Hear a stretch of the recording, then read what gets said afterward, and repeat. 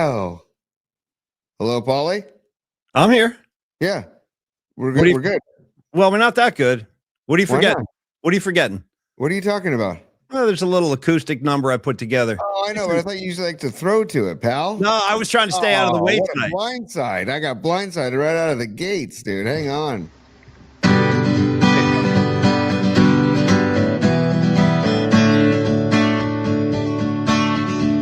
Creative Tony.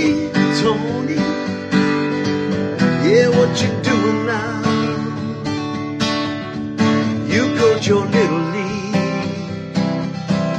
Yeah, let's take a night reprieve. Gonna be some sweet sounds coming down on the night flight. On the night flight. This is your other home. Yeah, you know you're not alone.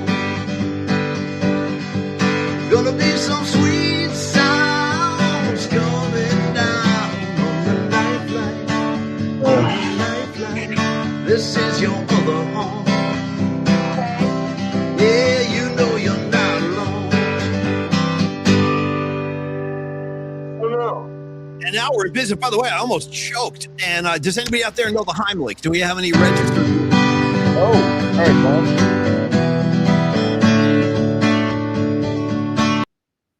Okay. It was on the loop. Yeah, I almost choked to death during the first one. So one's enough. I'm back. I'm at full strength. I did almost check out, but I made it. I'm still here. I was almost choking to death. Do we have any nurses in the audience? Do we have anybody that knows how to perform resuscitation, CPR, all of that kind of stuff? And while you're pondering that, I do want to shout out the PNP community lining up extra early tonight. Nick DiFrancesco, okay, come over here and give me the Heimlich. I might need you. Be on standby. And by the way, a better nurse I couldn't ask for, because the vibe and like the mug of a Nicky DiFrancesco is exactly what I need should I ever find myself injured or in distress. I got a remedy for you, Paulie. There you go. Well, that's a remedy for just about anything that ails me. But I do want to acknowledge some of the comments I saw tonight. Very eclectic kind of conversation going on tonight. For starters, at one point I glanced over, I saw Karen Bell say, "I'm thinking about getting an old school mohawk." Okay, nice. Great. I support that 1,000,000%. I'm a mohawk enthusiast, especially now when they're so like out of style. It would be super cool. So Karen Bell, you want to buzz the sides? You go ahead and go and do that. I got your back 1,000,000%. Then I had Rags in snowy, ice cold New Jersey talking about shrinkage. I don't know what that's about, but Rags is out there talking shrinkage. And then I got Gizmo. I got my guy Gizmo. Haven't seen you in a while. Gizmo, great to see you. And for the rest of you, Joe Schmo and Miriam, Scarlet Fire, Dom, Double J, John Joseph, Anthony Merkovich. What's up, Merkovich? Good to see you, bro. Scarlet Fire, I like to say that twice sometimes. Anyway, Tony, how you doing tonight, man? We're getting settled in for a night flight. Got a special guest coming on. Lots going on and lots ahead tonight. So how are you, buddy? I'm good, dude. I really want to talk about Giannis. I want to do a top three with you, Tony's top three. We're going to do some bookmarks, probably. But at first, it's business time. Wow. Oh, yeah. It's business time. Yeah. It's business. It's business time. I know what you're trying to say. You're trying to say it's time for business. It's business time. Ooh. All right. This is for Miriam. She is the first super of the night. She personally requested she's chipping in for the Tony 13 jersey, and she's also paying admission to Particle Land. So later tonight, I'm going to make a note right now that we will enter Particle Land. I'm making a note right now. Miriam, you bet your ass we will enter Particle Land later tonight. Let's take Dan into Particle Land, Paulie. I don't know if Dan's ready. I don't know. I got to be honest. I don't know if Dan's ready for that kind of That's a big step, man. That's a big step taking go to the. And it's kind of like reinforced by the little guy who opens the door. Because when he opens the door to Particle Land, never forget, dude, he looks back. Like he's like looking back and like, should I really do this? And then he turns around and the next time we see him, his eyes are as big as flying saucers. So I don't know. Anyway, we can think about it. I don't know if Dan's ready. Land. I'm down. We can either do it before or end the show with it, or take Dan on a magical trip. Either whatever you want to do. Well, we'll do it at some point. But Miriam, I gotta say, Miriam, I know you are a devotee of Particle Land because I've seen you ask for that like several times over the past few months. So we're going to go tonight. I love Particle Land too, and I love Patrick Patton for designing that and sending that in. And by the way, but that's the kind of show we do here. I think most of you guys know that, but we have some newcomers. You know, we are wide open for business. If you have contributions, like if you have, because we've had a bunch of great song parodies sent in. We've had the great Particle Land video. If you have contributions to the show, don't hold back. Send them in. Send them in. Keep going, Paulie. I got to get a prop. Keep going. pauliespod@gmail.com. Send all of your artistic endeavors, your creative contributions. We love getting stuff from the audience. And while Tony's getting settled, I will update the audience on this Warrior game. I know some of you have half an eye on that. Warriors up 121-107. We got 6:44 left in the fourth quarter. So hopefully the Warriors can hang on to that. And Tony is reminding me too. It's been a while. Yeah. And I need to, Dude, shame on me, man. Showing you, and while you're doing that, Paulie, let's just I haven't had my Brent Main on in a while either. Right? Yeah.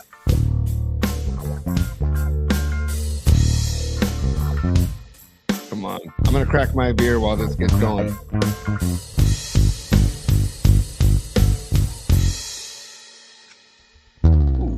He's got the top three. He wears a beach robe from the streets of San Carlos. Raised in the fog. Yeah. Trained in the flame. Yeah. Yet you know this gangster's name. There's only one gangster we all love. Tony One Glove. Yeah, dude. Thank you, Shank. David Shank. By the way, follow NorCal Refrigeration and HVAC on Instagram. He posted a killer Harley Davidson video the other day. If you follow him on Instagram, he posts a lot of cool stuff, and he always posts a good song. And Paulie, this is for you. Before we dive deep into the show, this is for you.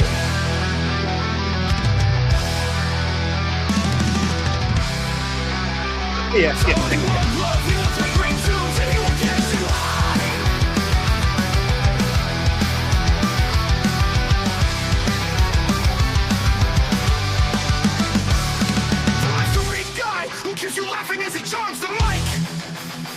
Come on. Running after the game, getting back in time to put respect on his name. It's a classic match with Paulie Mack. Two brothers in the pocket in the Harley ball. It's a crazy show with Deadhead vibes. Where people write comments, keeping the chat room alive. They love pizza, they love good gigs. They love the Bay Area in all its splendor. So lighting off and his back on his name. Getting back into put respect on his name. It's a perfect match with Dude, and we love the Bay Area in all its splendor, dude. Great lyric, dude. Great freaking lyric. And thank you so much. That's what I'm talking about. So if you guys are out there and you're like, oh, I got something for the boys, I don't know if I should, definitely send it, man. We'll have a good time with it, whatever it is. A video, a picture, a comment, a riff you have, whatever. More artistic work. Just send it in. We'll get it up on the show and we'll have a good time with it. Warriors 123, Jazz 109, 5 minutes left in the fourth. Tony, by the way, let me set the table. By the way, when you set the table, do you put the napkin out? Do you fold the napkin? You put the fork and the knife and the spoon? Dude, if I don't set the table right, there's liable to be serious consequences over here at my house because I got people studying. You didn't fold the napkin right. That fork doesn't go there. So yes, I have to be meticulous when it comes to my place setting. Procedure. How about yourself? Are you do you follow the letter of the law? Do you kind of go as you please? What do you do? I'm a big napkin on the lap guy, but I like to present it in front of you first and then napkin on the lap. And I'm trying to teach my kids all of that stuff. So I got the napkin on one side, I got the fork on one side, and then the knife on the other side. I got the placemats. I'm a big placemat guy too. Like I can't have dinner without placemats in my opinion. I can't wait until I start to like decline. Well, I probably already am, but like I can't wait till like my serious decline kicks in. Like maybe I get dementia or something like that, because I'm telling you, my senility, it's going to be bitching. I'm telling you right now, like I'm going to do stuff like we'll go into a restaurant. I'm going to take the not even the napkin, Tony, just to freak people out and embarrass my family. I'll take the tablecloth and tuck that in under my shirt and just start eating and just let people kind of flip out. So anyway, I'm looking forward to losing my mind, like officially and medically, so I can start doing stuff just to embarrass my kids and everything. It's going to be awesome. All right. Yeah, dude, Hum Daddy says bibs for all, dude. Yeah, We're bibs, very dude. Bibs. all pro bib. Very pro bib here. Dude, should we have a Polymac particle bib? Maybe we should be more. Maybe we should be selling some bibs over in the merch area. Hey, Dom, you get Noemi. I'll throw a bib on. I will throw a bib on. I'll tell you another thing. When Tony and I did our last Dwight Clark event a few months ago, Terry Reynolds, Kirk's beautiful wife, and we're going to talk Niners tonight. There was a great event last night where all the classic Niners got together. That AMC special about the Niner dynasty in the 80s is coming up on Sunday. I'm really looking forward to that. So all the luminaries were there, and we'll get into that. But anyway, the last time we had that event with Kirk and Terry Reynolds and Brent and BY, Terry sent me home with a Dwight Clark apron, bro. I actually have a Dwight Clark apron. It's badass. So, but I could use a bib. I'm not going to lie. I could use a bib. You know, Tony, are you, do you have any problem throwing a bib on? Would you wear one? Absolutely not. There's a place in New Orleans called Pascal's Manali, dude, that when you order the barbecued shrimp, which is what I recommend you order when you go there, they will come and put the bib on you for you. They'll tie it in a knot behind you and say, this is, we're telling you, things are about to get messy. Things are about to get sloppy, and we're encouraging you to get sloppy. Sometimes you got to bib up. You know what I always bib up to? And by the way, aspiring botanist, good to see you. He's talking bibs and loofahs. There's all kinds of stuff going on over there.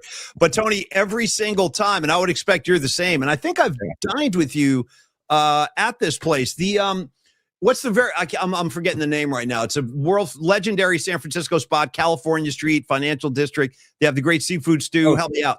Sam's? Not Sam's. Oh, damn it. I can't believe I'm choking on this right now. Tadich Grill. Tadich Grill. Thank you. Yeah. See, I told you I was losing my mind. I just told you 5 seconds ago. It was like Babe Ruth pointing at the wall. I'm losing it. Yes, the Tadich Grill, dude. When you get that seafood stew, you have to throw the bib on. You have to. Otherwise, 100%. It's all over your shirt, your pants. You walk out, you smell like lobster and butter. You know, you got to have that. Skomas will slap a bib on you too if you order the cracked crab. If you order the cracked crab, they'll slap one on you and 100%. Say, get after it. 100%. Roasted garlic cracked crab. Look out, man. Roasted garlic sitting in a pool of olive oil. Let's go. Tony. And then when you're done with the crab, you dunk that fresh San Francisco sourdough in the olive oil. Come on, man. Andrew Markoulis, 4 martinis and Chiappino. Yeah, that'll do it, man. 4 martinis. That's a lot. Shout out to the Mad Men episode where they drank martinis and had to walk the stairs. And then Roger Sterling hurled all over the conference room. That was pretty funny. All right, Tony, I want to mention right now, real quick, we have a special guest joining us later on in the show tonight. He is Dan Coccimigio. You know him, and a lot of you already enjoy him and follow him. He is Dan from NorCal Sports. But we are very happy to announce Dan is going to be a new partner of ours on the show. So we're going to talk about his services over at Secure Money and what he can offer to the PMP community, because we're building a nice little roster now of sponsors, and luckily they all provide services that can benefit all of us. That includes me, Tony, and the audience. So we'll talk to Dan later on. He's a skilled finance guy. Obviously, he's got a lot of passion it takes about the Giants and the Niners. So why don't we start, Tony, if you don't mind? I mean, I guess I'd like to start with the Warriors tonight. They're wrapping this game up right now. I'll give you another update in 2 seconds here. Also, I want to welcome Dan's on the chat right now, and he was one that he said Rise of the 49ers Sunday night on AMC. Rise of the 49ers. By the way, Paulie, are you ready for like a good 2 hours of Tom Brady narration for the Rise of the 49ers? He's got to even insert himself to this now. Like, he's like, can this guy just back off at anything? Let me enjoy a night of 49er memories without Tom Brady getting involved. Like, what? Who asked him? Like, I don't need Brady. Let him do a Patriot dynasty documentary. Right. Why is he involved with the Niner? Honestly, serious question. What does he have to do with the Niner? Just grew up a Niner fan in San Mateo. So did you. So did Dan from NorCal Sports. You need Dan from NorCal Sports narrating instead of Brady. I bet you we'd like that more. You're not considered one of the greatest quarterbacks of all time, though. No offense. Consider it? Yeah. Is that what you said? I said you are not considered one of the greatest quarterbacks of all time. Brady is. That's why he's narrating. But I don't. You know, I don't want him talking Niners, dude. You know what I'm saying? Don't need it. Don't want it. Listen, don't need it. Don't want it. Didn't ask for it, but Well, here it's he comes coming. anyway. It's coming fast and furious Sunday Tony, night. we It's should, gonna be maybe, you know great. what we should do to placate Tony? Maybe we should see if Russell Wilson's available, and then he could narrate the Niner thing, and then Tony would be happy. If Darnold was available to narrate, I might be into it. I might be into it more. Are we? I asked this question on social media today. I'm going to try to get a direct answer out of you right now. Are we approaching man crush territory with you and Darnold? And it's okay. I have my own. I got man crushes. Are you in that space with him where you look at him and you're like, oh, geez, look at that Shannon guy. Kaler was my previous ginger man crush, but now Sam Darnold has replaced Shannon Kaler as my new ginger man crush. Oh, by the way, Stone Foxes tomorrow night at the Chapel, a Neil Young tribute show at the Chapel in San Francisco. The Stone Foxes, go check them out if you're in the city. I love the Chapel. I've seen the Foxes at the Chapel before. That is an underrated, spoken about kind of, venue in the city. And if you haven't been to the Chapel, get over there, support the Stone Foxes, great rock band, local band. Shannon, we love Shannon. Mm-hmm. And I just love the joint. Was it an old church? I assume hence the name. Yeah, It was an old chapel, and though you can see when you walk in there, you can see how like it's the A-frame build of a chapel, and it's an old chapel. So I love that they call it the Chapel. I myself will be at the Guild seeing Gary Clark Jr., or else I'd be at the Chapel seeing the Stone Foxes. So it's funny. There. Go ahead, T. No, go. Well, I was just going to throw another kind of one of those unusual locations for a nightclub. Rags probably knows this too. There was, and a lot of you probably know this. There was like a world famous nightclub in New York City in the 70s, 80s, and 90s. Maybe it made it to the 2000s, but I think it shut down around 2000. And it was called the Limelight. And the Limelight. Have you ever heard of the Limelight, Tony? No. Okay, it was like a later day version of like Studio 54, and like all the rock stars would hang out in there, models, all that kind of stuff. But the funny thing is, it was in a former church, so you got every kind of like objectionable behavior and unmentionable stuff going on, and it was where like they used to give mass. Something weird about that to me. You're like debauchery and church, they just don't go hand in hand, but that's where the Limelight was. They kind of do, man. As a former altar boy, Paulie, we used to sneak tugs of wine, the altar wine, all the time as a kid when we were altar boys. So they do kind of mix if you're stealth about it. But Paulie, I also want to announce some sad news. The Parkside in Potrero Hill just announced that they're closing their doors in March, dude. So another independent music club shutting their doors. This is the neighbor to the bottom of the hill in Potrero Hill. So both places are closing this year. Really sad. I've been to the Parkside a few times. Great spot. So it's sad to see it go. I think they're turning it into condos or something. So because that's what we need, Paulie. We need more condos. That's what we need, more condos. Okay, not music clubs, not independent music clubs for artists to express themselves, but we need more condos. That's all I got to say. Well, you're talking about that joint closing down. Let's not forget the bottom of the hill just closed their doors, and that's really upsetting. I mean, the bottom of the hill was a legendary spot. Also in Potrero Hill for decades, 30, 40 years. The Beastie Boys played there once. I remember the night the Beasties were in there. It was freaking mayhem outside. So yeah, it's sad, man. It's sad to see the San Francisco music scene shriveling up like that. I mean, it's still out there, but it's not as thriving as it once was. Speaking of, did you say the Beastie Boys, Paulie? Did you say the Beastie Boys? I did.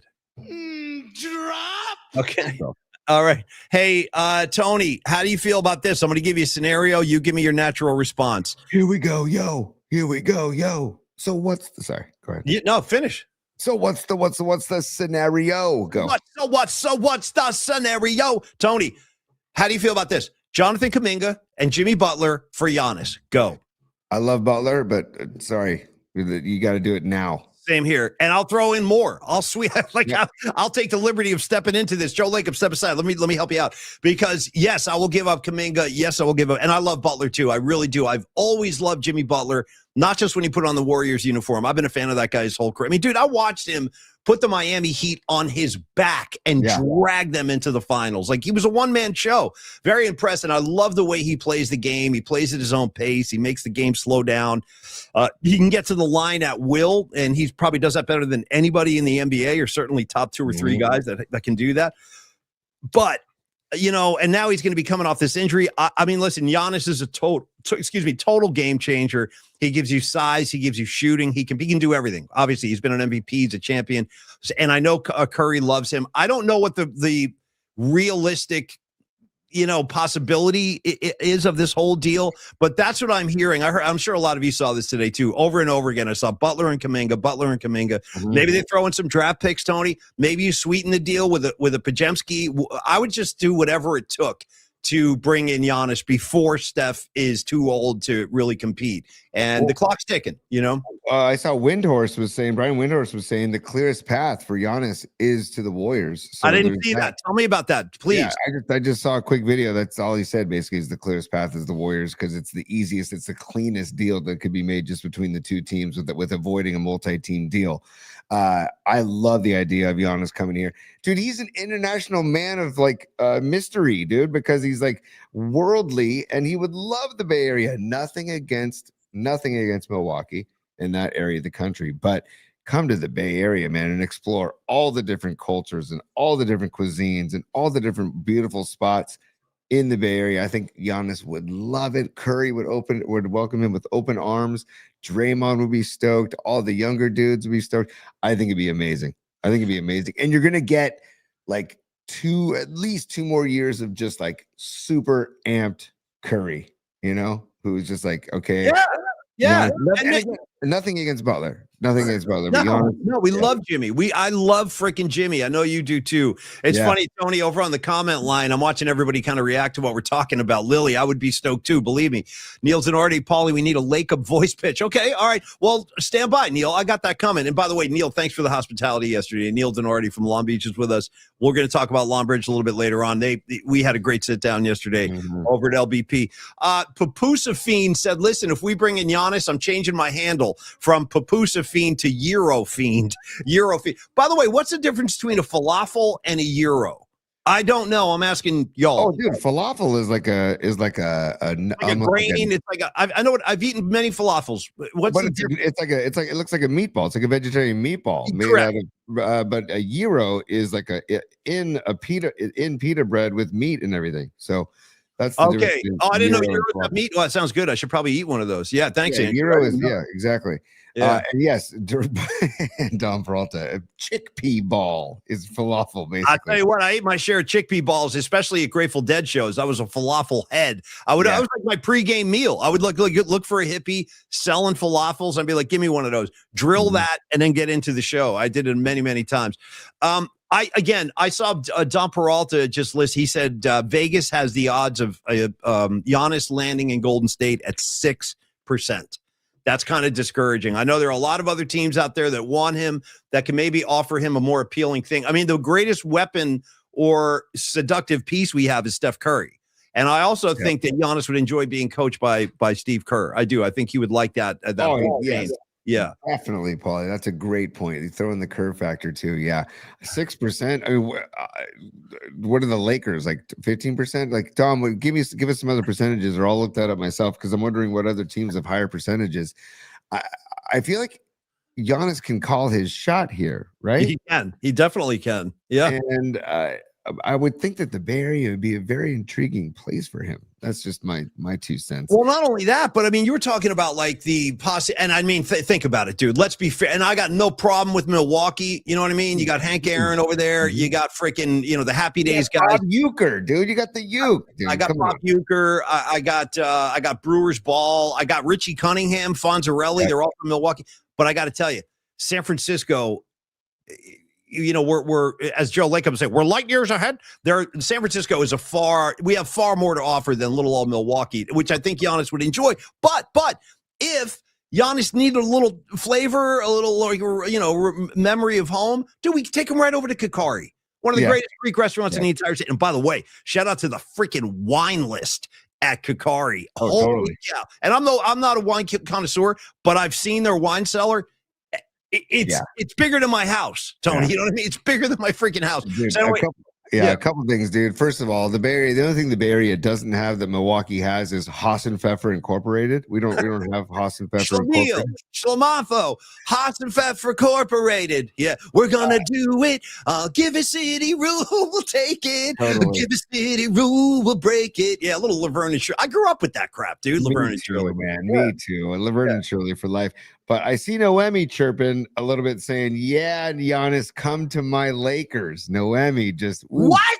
Yes, yes. Noemi's like, see, this again goes back to my original thoughts of nobody's perfect, dude. Scarlet Fire, amazing person, Yankee fan. Noemi Catalina, great person, a Lakers fan. You know what I mean? Rags, my blood brother, Cowboys fan. Yeah. Nobody's perfect, Paulie. So it's okay. It's okay. You take the good, you take the bad, you take them all, and there you have the facts of life. Okay. Look at this kid. This kid's rolling tonight. I like that, Tony. I like that. Keep all the sitcom song coming all night long. Hey, PMP, Los D, reminding all of us, great friend to the program and 70s icon Donnie Most. You know what I'm saying? He was doing his thing in Milwaukee too. Hey, listen to this. Consider this. When Mork from Ork, okay, first touchdown on planet Earth, where did he go? Milwaukee. He had to totally. He had to go battle Fonzarelli. 100%. 100%. Nanu Shazbot, dude. I had a T-shirt with those words on it as a kid. It was my favorite T-shirt. I wore the thing out, man. I loved it. I gotta tell you, I know I've said this before. This is kind of like it's one of the. I just have to uphold my responsibilities in the music community, and this is a very important part of that. And I have to remind everybody again, if you listen to the great AC/DC album with Bon Scott called Highway to Hell, every song on that record is, I mean, that's a perfect record. But the last song of the album is called Night Prowler. Really creepy song, dude. Really creepy. I'm the Night Prowler. I sleep in the day. I'm the Night Prowler. Get out of my way. It's a very scary song. If you listen to the whole song, the song's fading out. The last thing you hear on the record is Bon Scott comes back to the mic and he goes, Shazbot, Nanu Nanu.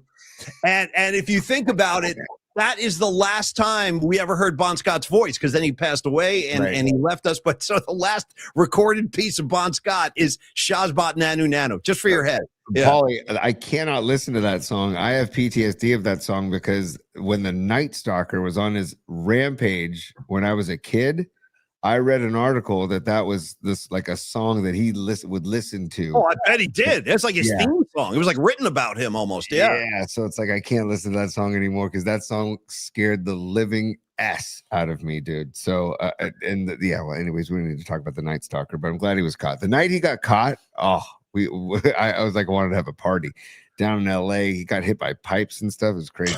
Hey, Tony, we have a final, by the way. And thank you, Robot Centaur, our official anchorman over at the PMP Sports Desk. He alerts us the Warriors have won the game in Utah. They've been playing good basketball overall. I know they had a tough time in Minnesota the other day, but they still split that 2-game set. 140-124. Warriors currently 5 games over 500, 22 and 27 and 22. Pardon me. I know they lost that second game to Minnesota, but nobody played. You know, so it's like nobody played, and obviously everybody had broken hearts in Minnesota. It was just a tough night and a really heavy atmosphere and stuff. So, but they've been playing pretty good ball overall. So again, like, listen, I don't know what the likelihood is. If you're going on Don Peralta's Vegas odds, it doesn't look good statistically that Giannis would land in Golden State. But I'm going to hold out hope until this thing is done. But you know, as Tony, how about this little crosstown riff?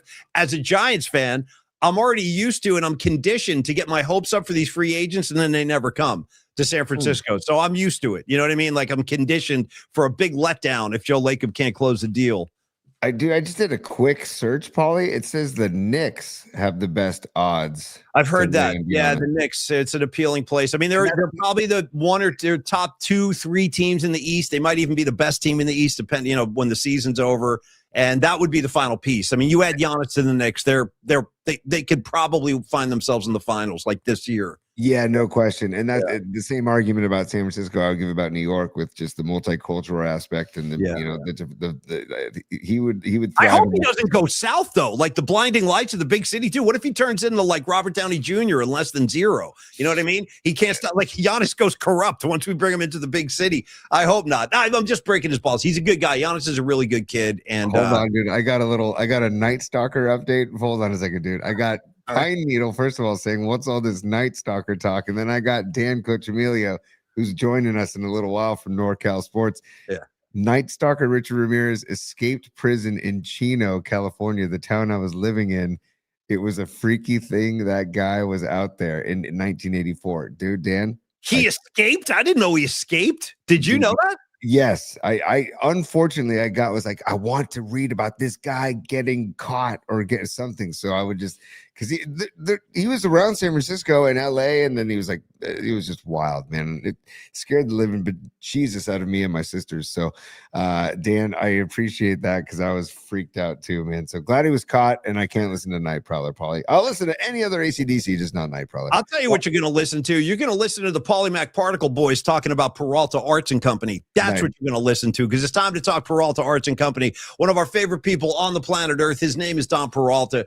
I spent a long time on the phone with Dom today. This kid's always helping us out in so many different ways. I don't even have time to go through it all. But thanks for the wrap today, Dom. You helped me out with the tax stuff and all that. That was very helpful. But right now, let's talk about what Dom does. This is how he pays his bills. He does it with Peralta Arts and Company. This is where graphic design, illustration, music, and pop culture all collide. And what's so cool is we've already got cross-pollination going right now as we speak. Our very own art director and dear friend Dom Peralta is working with Dan, NorCal Sports, Dan Coccimigio. They are hard at work together. They're updating their logo, the Secure Money logo. You're looking at it in front of you right now. And Dom has had his hands in that. So thank you for doing that, Dom. And I'm sure Dan appreciates it as well. Nice, dude. That is bad at that. You know what, Tony? I got logo envy. I really do. I got some logo envy going. That's the logo that Dan and Dom are working on. Dom's working on for Dan's NorCal.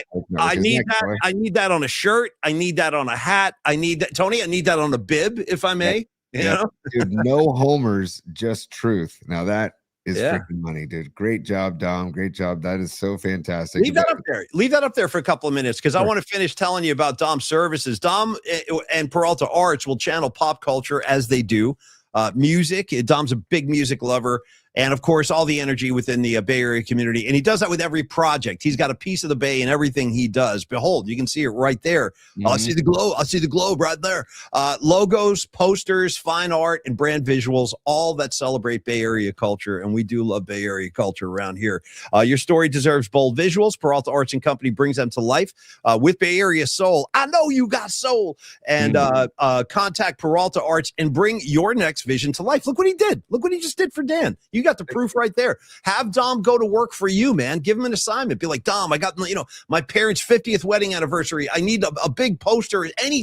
Get creative with Dom. He'll make it sing for you. And all you got to do is email Dom at dominic@stellar.design or call him 650-796-3144, Big T. Yeah, there's a couple other things I'm going to share from Dom, from the artistic files of Dom that he's put together. And this is in self-deprecation. I just want to just remind people that this is I like the Seahawks over the Patriots. That's another reason why I'm Seahawks. Dom made this one today as part of the 12th man. There you go. Yeah. That's me at the fish market.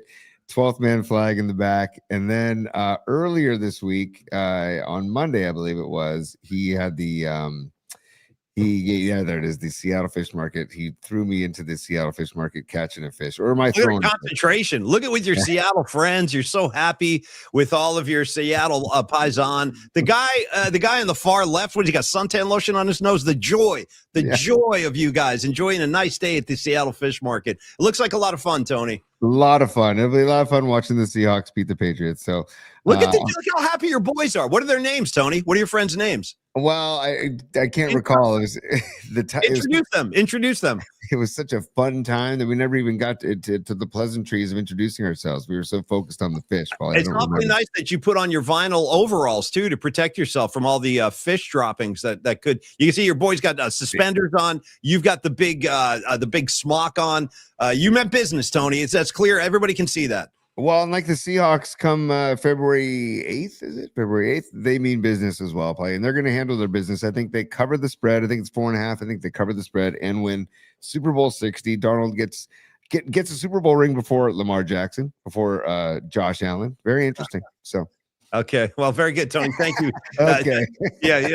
I'll leave that there. But again, Peralta Arts and Company, listen, they're going to knock it out of the park, man. And he's been doing it for us for so long.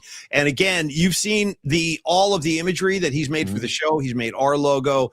Obviously, he's working with Dan from NorCal right now on his logo, and he can do the same for you, regardless of what your needs are. Maybe it's a marketing campaign. Maybe you're an independent contractor, advertising guy, and you just need visuals. Talk to Dom. I'm telling you, he's going to get it done. He's going to get it done with resounding results, and he's going to get it done in a timely fashion. And if I'm curt with you, Tony, it's because time's a factor. So again, Peralta, I'm doing a little Harvey Keitel, the wolf. From Totally. Love it. Love it. I want to show this please one with sugar on top. Clean the effing car. Yeah. Yes. Yeah, I could go on that scene forever, man. That's one of my favorite scenes. I need you to go in the back and pick up all those little pieces of brain and skull. Yeah. Yeah. You're the one that should be on Brain Detail. Yeah. Matter of fact, what am I doing in the back seat? Yeah. You're the one who should be on Brain Detail. Yeah. Matter of fact. Yeah. I love this logo because I am biased, of course, but I think that California has the best state flag in all of. I have to agree. Right? I have to agree, man. We got the bear walking around. I mean, I love that freaking flag. And I love that Dom and Dan incorporated that into this logo. So great work, Dom. And again, if you want to call Dom, 650-796-3144 or email Dom at dominic@stellar.design. Hey, man. Hey, Tony, I don't know if you remember this, but we're going to bring Dan on in a couple of minutes. Stand by for that. And we'll give the Lawbridge Pizza some love as well. But I don't know if you remember this, Tony, a few months ago, maybe it was a month ago. I don't know. We were talking about flags, and the same thing came up again. We were talking about how much the both of us each really love the California flag. And then I started riffing. It was like a riff, but there was a lot of truth in it, too. I was like, what is, and Rags, again, my New Jersey brother and correspondent for the PNP community, you got to help me out with this. What is the New Jersey state flag? I have no idea. And I remember saying, Tony, it should be just a flag with a slice of pepperoni pizza, just flapping in the breeze, just or a whole pizza, like with Florham Park's logo on it or something like that. But Rags, that's what I think it should be. A pizza on the flag. I have no idea what it really is. None. No clue. I'm looking at it right now, and it looks like a coat of arms or something. It's do you know? I honestly have no idea. I don't know what it is. No clue. Here you go. This is it. This is the New Jersey state flag, and I would never have guessed this. It's Rax says it's a couple of dudes holding some shit. Whatever that means, I don't know. Okay, no, Rax, you're right. They are. Hold on, Cron update. Sorry, I just gotta mark that down. 8:36. Yeah, dude, I don't know. I never, if somebody would have showed this to me and said, what is this? I would not have been able to say the New Jersey state flag. Let me tell you this right now. I went to high school in New Jersey. I made a lot of great friends back there. I've never seen two guys standing around in New Jersey like that. Never. With the flowing gowns and the horse head. I don't know when they made this flag, man. I have no idea what's going on there. It's actually two women. And I don't know. Yeah, I'll have to do some research on this. Oh, the state flag was adopted on March 26, 1896. And that's the only flag of 50 state flags that have a background of buff, although frequently this is incorrectly shown as yellow. Yellow, they're saying the only state flag with that color. I was looking for anything to say about what it is talking about, but it doesn't say what the flag is about. So it's the coat of arms appears in the center of the New Jersey flag. Yeah, I don't know. No, we're good. We've gone far enough with that. Yeah, Rags is finally setting the record straight. He goes, we should update that flag and just have it be Rags's hand in the octopus position. I would support that 100%. I'll make a donation right now for Rags's hand as the octopus as the state flag. Rags, start the fundraiser, and I'm in. If you need a contribution, I'm your man. All right, why don't you put this as the New Jersey state flag just for fun? Just you can put that as a New Jersey state flag. Your guy Bill. Well, I'll tell you what, he's going to have a lot more time to oppose with his chick like that because the Pro Football Hall of Fame said, we don't want you. We don't want you. And by the way, you know what I say about Bill Belichick as a head coach? Tony, what's he ever done? Why should we let him in the Hall of Fame? What's he ever done except win 8 Super Bowls, 2 with the Giants as a coordinator behind Parcells and 6 as a head coach. And they're like, nah, maybe next time, bro. What the hell are we doing, man? It's pretty bad, dude. Even if you hate Belichick's guts, obviously you guys know I don't like Patrick Mahomes. I know he belongs in the Hall of Fame. Like I'm mature enough to at least say that. What are these people doing? Now I heard some speculation. There's resistance because of the scandals he was involved with, Spygate, what have you, Deflategate, all that, whatever. I don't think any of that should it should. I mean, I just don't. I'm sorry. He did it so many times, year in, year out. I don't know what the committee was looking at, because I saw the Patriots. We all saw the Patriots dominate the NFL for a couple of decades. So how do you feel about that, Tony? Just as an objective guy, I say he should have gone in first ballot. If he, and I think this was Brady's take, if he doesn't get in, then no coach should get in. Like, how could you not? It's a total joke. Yeah. Brady's right on the money here. It's like you said, 8 rings, dude. And 8, Tony. The first reference that was made to the Patriots getting back to the Super Bowl was Bill Belichick and the dynasty of the Patriots. I don't know. And by the way, the Spygate thing, it wasn't just him. By the way, there was a whole posse of people involved in that thing. Right. So sure. I mean, and by the way, if you dug deep enough, for a lot of people going into the Hall of Fame, you'll find something. Oh, dude, of course. Dude. Are you kidding? Right. Of course. They're all crooked, man. Come on. So, you guys, everybody's going to look for an advantage. Believe me, there are no saints out there in the NFL. They're all looking for a competitive edge. If they got to steal a playbook, if they got to get up in the tree with binoculars, they're going to do it. And Tony's right. They all have blood on their hands in one way or another. So I thought it was a really bad look. Tony, can we do this real quick since we're talking pro football? Can we show some of the 49ers from the party last night? And before we go to Dan, can we do that real quick? Yeah. Stand by, dude. It's good stuff. Let me get into bookmarks. All right. So while Tony is pulling that out, I'll reset this. If you haven't seen this, AMC, the network AMC is going to have a special starting on Sunday night. I think it's a 2-part thing. And it's a special, a documentary about the glory days of the San Francisco 49ers. So they had a big party last night. And I'll tell you, when these old Niners Tony, you've seen it. You've been to these events. Yep. These guys behave like it's like when you and I see each other. I mean, it's like the best of friends getting together after not seeing each other for a while. And they were all there. Eddie D right here in front of you, Joe Montana, Jerry Rice, Ronnie Lott, Steve Young, Hall of Famers, all of them. And it's just great to see the guys together having a good time. So let's revisit. This is last night as the boys got back together, T. Well, this is Eddie D, just kind of very just blunt. He's a gangster. Eddie D is my favorite of all time. He's such a sweet man, and this is about, like, would you have ever gone this long without winning a Super Bowl? Is that what we're about to watch? Yeah, but it's the very end of the clip, but it's great stuff. It's only set it up, though, T. Set it up. It's only 18 seconds. He's getting interviewed, and then you'll see at the end they ask him about the 31-year drought. How would you feel about the 31 drought, or what would you do about the? So here we go. But I think it takes something special to be able to sustain greatness, if you want to call it that. How frustrating would it be if you're the owner and you go 31 years without a championship? I wouldn't. Dude. Bingo. You know what? It's funny. Like, you got to ask yourself this seriously. If Eddie DeBartolo still owned the 49ers, would Shanahan still be the coach? And I'm not kidding. I'm dead serious. After losing 2 Super Bowls, I think Eddie D would have shown him the door. That's why. Question. I don't think he'd still be here. I think it takes something. Sorry. Yeah, I seriously, dude. I don't know, man. You're right. You might be right, Paulie, because he wouldn't tolerate it. He just wouldn't tolerate it. That's what I'm saying. He essentially forced Seifert to step down. Who was at the time that George Seifert stepped down? He had the highest winning percentage of any coach in NFL history. You know why Eddie D said, "Here's the door"? Because we lost a divisional game to Green Bay. He's like, "That's it, you're gone. Grab your stuff." Like, so I can't see him being too psyched about going to 2 Super Bowls and losing them both. I just don't see it. No, and I think he would have been long gone. It's just I don't know what else they'd be out there, because look at the coaches that are getting hired now, dude. Like. And by the way, Jim Schwartz pissed off in Cleveland, didn't get the head coaching job. So if you need a D coordinator, Kyle Shanahan, may the Schwartz be with you. Okay.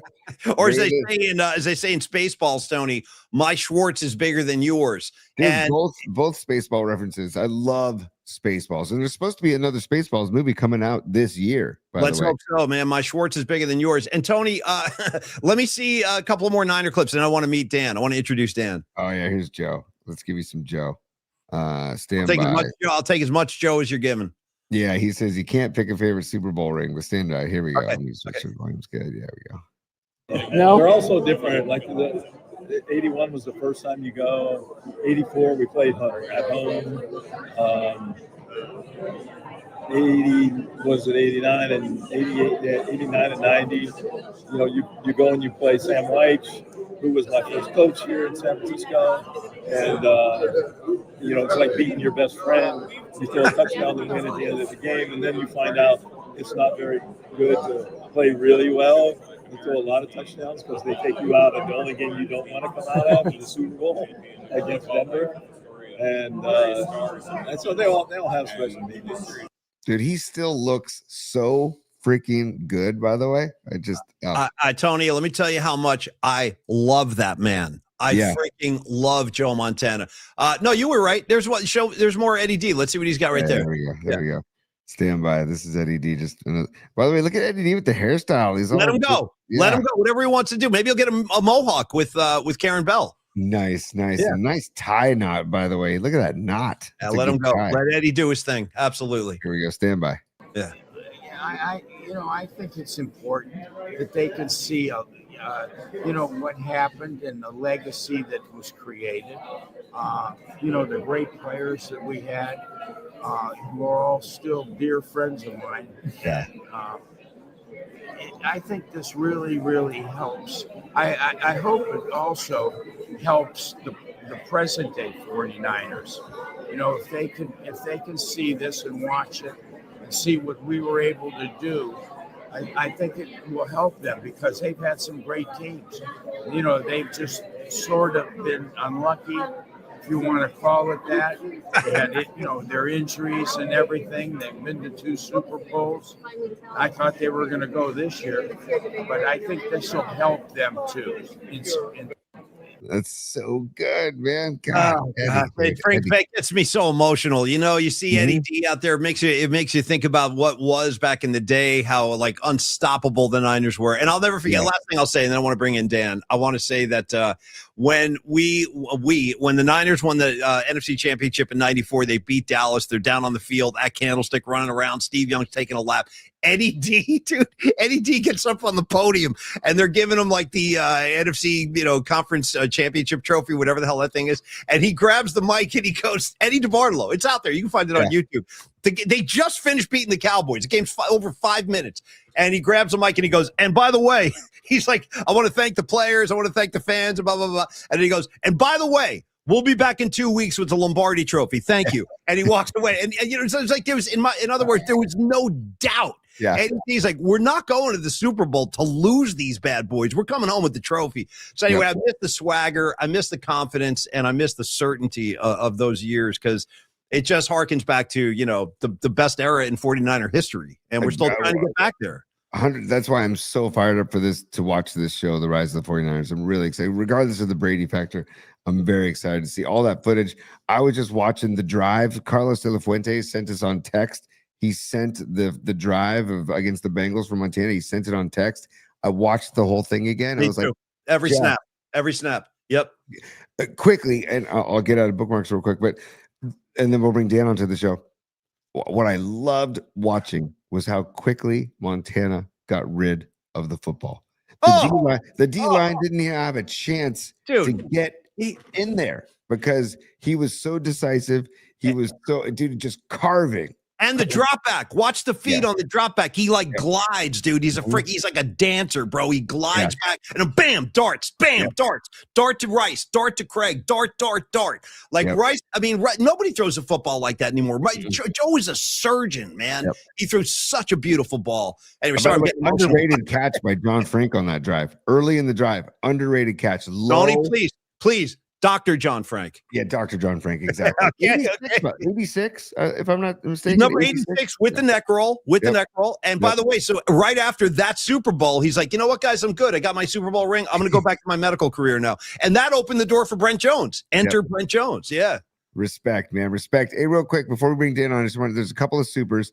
Mark Gravy Graves is a super, and he says he gifted a Polymax Particles membership. So I love that, Gravy. Thank you for doing that. Thank you, Gravy. I love the Boston profile pick, even though I'm against Boston this week or next week. I love the Boston profile pick, and thank you, Gravy. That's very nice of you, man. Really appreciate that. And then Patty from Napa is a super. She says, why are we not in the Super Bowl this year with 5 5 question marks. That's one for each trophy that we have, by the way. One question mark for each Super Bowl trophy. Thank you, Patty. I love you. And I feel the same way. I feel the same way. I'm still kind of frustrated. I still can't believe that Shanahan couldn't scheme something up. And I know he's not on the field running plays, but still, I thought he would have some wrinkles for that Seattle defense to at least get him into the end zone. They couldn't do it. Couldn't even get into the end zone. That's why I think they're just going to roll. I mean, not roll New England, but I think they'll handle New England. That defense and the combination that they have on offense we've talked about it with Walker and Smith and Jigba and the 2 tight ends and Darnold. With that, pair that with the defense, I think it's just too much for New England personally. Creative Tony, I appreciate that. Thank you for that. And I will say this, tomorrow we'll talk to one of the best in town, Scott Ostler from the San Francisco Chronicle is going to join us. And we'll throw all these questions at Scott, Super Bowl stuff, Giannis to the Bay, Giants, everything. We'll hit Scott. We're going to hit Scott over the head with the kitchen sink, and he's going to have answers because he's the best. I love Scott. But now, for the first time on Polymax Particles. Now, again, I know a lot of you know this guy. He is Dan Coccimigio, and he does his own show on the NorCal Sports Network. In fact, I watched Dan and Los D before the Philly Niner playoff game. I watched their pregame show. It was really good.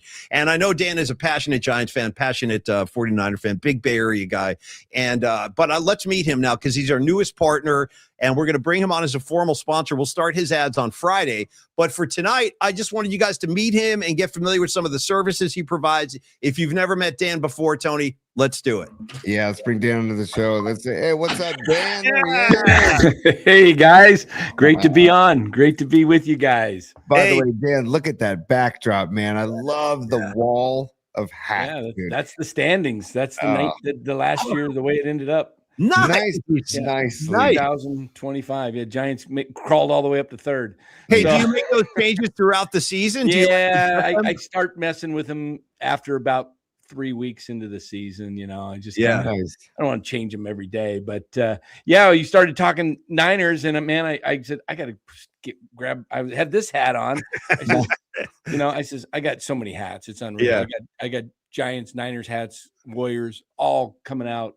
My Gazoo here. It's just unreal. But I said, the Niner, man, I am so excited for this weekend, this thing to come out. I watched that drive too. I actually, Los and I text a lot, and I sent that thing to Los, and he must have forwarded on. But I that play to Taylor, Rice goes in motion, and Jerry's, he's saying, they think it's coming to me, and pulls the safety away, and Joe just 3-step drop, boom, bang. 1, 2, 3, bang. Yep. Right down right down Broadway. Right down Broadway. Yep. I mean, it was beautiful. It was so beautiful. I was sick that day. I had the flu. I was like, that was what, 88, but played in 89. Correct. So I was 27, 20. I turned 28 in later on that year. So I was so sick, but I was just like still able to jump up, 103 fever. And it's just,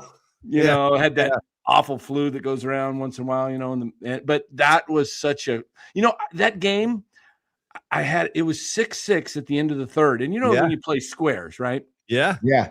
I had 6-6. And I'm watching this game. I go, I got it. $100, $100 back in 1990 was, or 89. Pretty good, it was $10 a square. So it was a work deal. And in fact, one of my workmates was Ronnie Lott's cousin. So nice. But anyway, 6-6. I go, only way I can lose this $100 is if this guy runs the kickoff back. And what do you know? He did. Yeah, that's right. Ran the kickoff back. Yeah.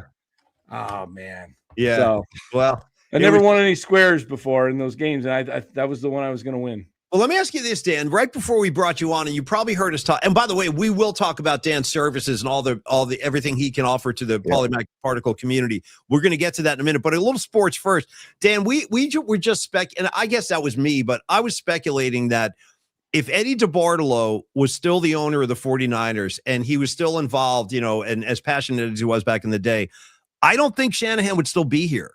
I really don't. I don't think Eddie. Do you? I'm asking, like, how do you view that? What do you think? Yeah, John the Baptist on a platter. Absolutely. Yep. Yeah.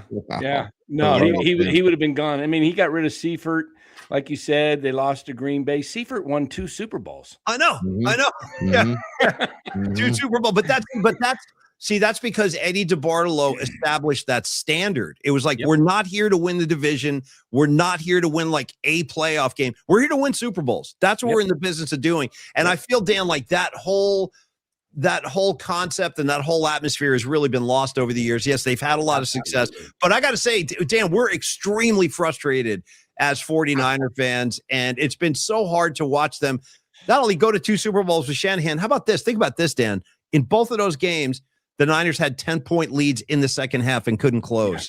Yeah. If you ask me where I'm at with Kyle, I'm kind of one of those guys that I like Kyle, but then there's things I dislike. And the things that bother me about him is he seems to play not to lose instead of playing to win. Like put the throttle down and put it, take it to him.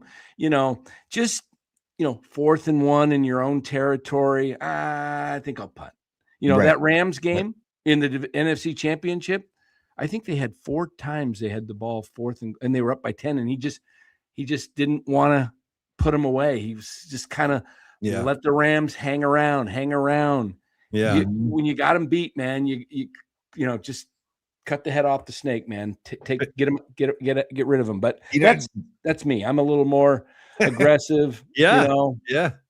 Dan, I was relieved to see him actually in the first half of the Philly game.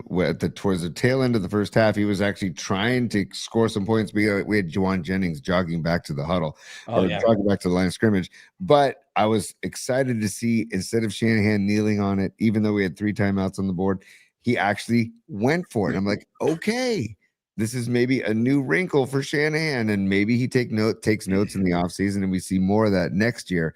I think he's going to have to change some of that. But, he hasn't had the big play receiver really. Right. No, I agree. Since Julio Jones in Atlanta, right? Ayuk was great, but he wasn't Julio Jones. No. Hey, Dan, are you paying Juwan Jennings $22 million a year? No way. No way. Hell no.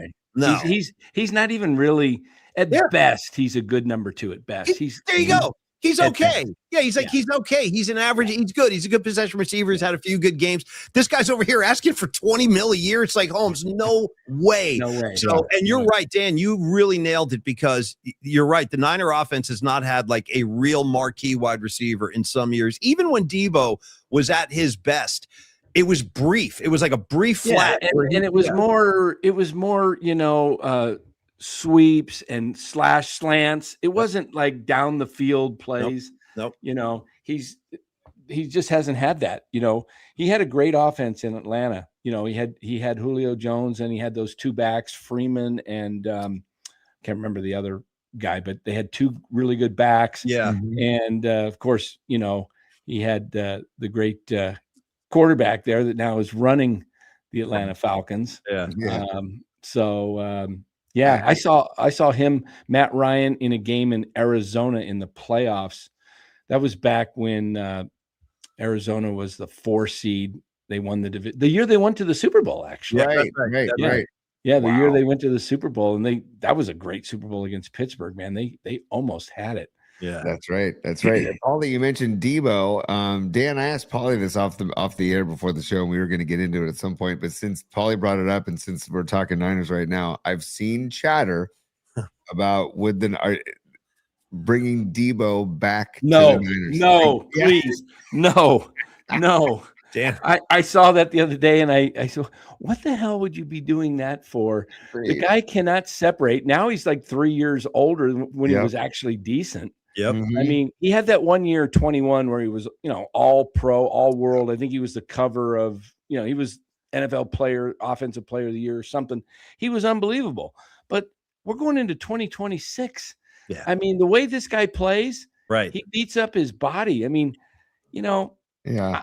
I tell you, I'm a huge Niner fan, but I'm also a realist. They've got to fix this team next year. They've got to get some receivers. Yeah, they got to fix the trenches. They've got to get stronger. Because CMC, how many times can he continue to carry the ball? I was worried about that all year, Dan. I mean, I was really happy he was still as healthy as he was in the postseason. But you're right; they overworked him. I mean, he led the team in receptions, led the team in carries, and he took a hell of a pounding this year. So you're right; that's a big concern. Is that they can't overwork him again next year? I mean, I look at McVay. McVay and Kyle, they're from the same tree. They're best, but they're kind of good buddies, I guess. And they came up together as head coaches. You look at the way McVay plays. He plays Corum and Kyron Williams, and he doesn't okay, Kyron's the better back. You get 80% and Corum gets 20. It's close to a 50-50 split. Dan, I'd like to see Jordan James get more action next year because he had a burst. He had a burst, and it's like, I know that they had Brian Robinson Jr. and they were trying to get the most out of him, but he never seemed to ever break one or pop one or really have that burst that young kid Jordan James showed. And I'm like, okay, that's showing me something. Did you see the same thing? Do you feel the same way? I like what James did. I mean, it was mop-up time, and probably had second teamers in there for Seattle, but still, he gets to the hole quick. He runs low, which you like, and he's got some shiftiness. So I like a guy like that. I mean, the Niners have to. I don't know why Kyle. I think that's his biggest problem is he's stubborn. His stubbornness. He's very stubborn. If he would just look. I mean, we see it. Why is CMC running 450 touches this year? I mean, the guy's. You're gonna wear this guy out big time. He's got very little life left in those legs for football. I mean, for peak performance, he might go another 3-4 years, but running backs shelf life isn't the greatest. It's tough. It's tough. And what do you think, Dan? What do you think about the talk? And I'm sure you've heard this. There are a lot of rumors bubbling up about this right now, actually, that the Niners would be, very well served to pursue Max Crosby. And there are some people that think there's a likelihood that could happen. Now, I don't know what that would involve in terms of the deal and bringing him over here, but just as a player, I mean, that to me, Dan, is a kind of move that will make an immediate difference because now you got help for Bosa. You can rotate Huff in, and you got Crosby on the other end. Suddenly, we're back in business because we couldn't get to the quarterback all year. Absolutely. If you can pull that one off and then all of a sudden get Jim Schwartz in here with the wide 9 and get Schwartz. Yes. I mean, my goodness. I mean, hey, Gus Bradley, he'll do, but I mean, if you got a chance, it's kind of like the Niners. This would be typical. The Niners draft not always the best player available. They just draft by need, right? Yeah, go, okay, we need a tight end. We need a linebacker. We're going, and yet they pass on some great, safety or whatever. Yeah. Like DeJean last year, they picked Pearsall and said they could have had Cooper DeJean. Yep. So what I'm saying is if Schwartz is available and can be had, you take him and you say, hop on the bus, Gus. Sorry, I can't. It's no time to discuss, right? We got to move on. We got to get. we got to get Schwartz, man. Hey, speaking of, you mentioned earlier in the show, and I got to get a tune out of you, Paulie. Sure. Nice. One of my favorite songs, Neil Young, "Heart of Gold," man. Oh. Well, check it out, Dan. I did a gig. I play gigs around the Bay Area. I play guitar and I sing and stuff. And I did a gig at the Water Bar in San Francisco, and a bunch of the Polymac Particle audience came out to support me in that gig. And I sang "Heart of Gold" at that gig. I played it. Yeah. Is it on record? Is it taped anywhere? I think Dom has it. Yes, I think he does. Dom, shoot that to me, man. I'll listen to it tonight, man. I love Neil Young, man. Me too. I can't sing at all, so I won't even bother to destroy the audience now. Right. I was playing earlier tonight. I was because I was watching some old America's Got Talent tapes. What was that guy's name? That Richard. I just had it at the tip of my tongue here. The guy that won in 24. I think his name was Richard. Oh, I don't know. I don't know. I can look it up too. I've got it here. It was Richard. We can check the chat. Richard Goodell? Richard Goodell? Goodell, yeah. And this guy's like a 55-year-old school janitor, right? Nice. Yes. And he's just singing for 23 years. and he's just he kind of big, heavy guy, just Right. and he's just up there. Looks like, who's this guy going to do? And he belts out "Don't Stop Believing." Nice. And then the second round he does "Eye of the Tiger," right? Nice. And Nice. and he won the competition with the Journey song. What's it called? Where he says, Faithfully? faithfully. Right down the line. It's been me and you, girl. Totally. Yeah. And I start singing it earlier tonight, and my wife's going, giving me the buzz. Yeah. I got 4 X's from my wife. Oh, there he is. There's the guy. Hold on. Yeah, Look at that's this dude. Beautiful. Oh, he's belting it out right I there. love it. too, I yeah. love everything about this guy, dude. I love Yes. Yeah, that's it great. was just classic, man. I mean, I got a little choked up actually watching this guy, thinking, a great American story from Terre Haute, Indiana. You remember who else is from Terre Haute? Terre Haute. Yes, I do. Help me out. Oh, the Kiss Army is from Terre Haute. I know that. One of the top 5 basketball players of all time. Larry Bird. Larry Bird. Yeah. Larry Bird, Terre Haute, Indiana. Yeah. Oh, that's Yeah. great knowledge. That's good stuff. Hey, Paulie, I want to ask Dan because we got him. I'm gonna put Dan on the spot. Dan, we've been talking about the Super Bowl 60 matchup, and it's a crappy choice. Okay, but I want to know where are you rooting this for Super Bowl 60? And maybe you don't care enough. You don't want to. Some people are abstaining from watching the Super Bowl. I can tell you that Paulie's going for the Patriots. I'm going for the Seahawks. I want to know where Dan, Coccimigio, NorCal Sports. I'm a little split because I'm an NFC guy. Yep. Mm-hmm. But I lived 7 years in Connecticut, right in the heart of Patriot. Wow. Okay. Yeah, so, but the Patriots have enough Super Bowls. I know. So forget it. I want the Niners to eventually catch them. Yeah. So I'll pull for Seattle. I've been up to Seattle. I've been up to the beautiful city. It rocks. They got good fans. They do. They don't really have anything else going on in sports, right? That's right. I mean, they got the Mariners that were finally got through to the playoffs, but I don't know. Were you a little bit happy for Darnold last week with the performance? Sam Darnold, he seems like a good guy. He does. He's not arrogant. He's not, you notice he wasn't gloating and saying, "Hey, I told you," it was just like he was humble. That guy at USC was something else. I thought he was going to be just a dynamite quarterback. The problem was he just got into bad systems. Yeah. I got to say, when Dan says it sounds so reasonable. You know what I mean? It's like it makes a lot of sense. It's very practical. When Tony starts talking about the Seahawks, it pisses me off. So I'll tell you what we're going to do. We'll have Dan on again in the future. We'll continue to talk sports when baseball season starts. We'll talk some Giants with Dan. And also, we were talking to Dan earlier today, and we will be announcing another PMP night out at a Giants game, and Dan's going to come for that, and so is Los. And those are great events. I know so many of you were with us last year, but please do join us again this year. We're working on getting a date, and then we'll give it to the audience, and we can, that's going to be a lot of fun. What we'll do is we'll bring the NorCal Sports Network crew.